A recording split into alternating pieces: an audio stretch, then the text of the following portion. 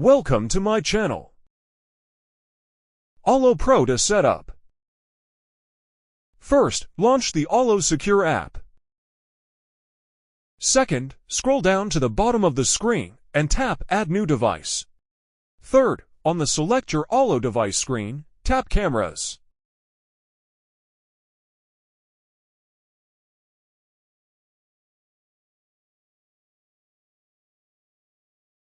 Fourth, on the Select Your Arlo Model screen, tap Pro.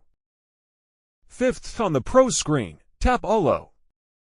Sixth, select an Arlo SmartHub or Arlo base station. Seventh, insert the battery into the camera. Unlock the battery compartment by pressing the latch button and pulling back gently. Insert the battery as shown and close the battery door. Eighth, press the SYNC button on the camera for about 2 seconds and then release the button. Ninth, when the LED on the camera is blinking blue, tap Continue. 10th, Arlo will begin looking for your camera.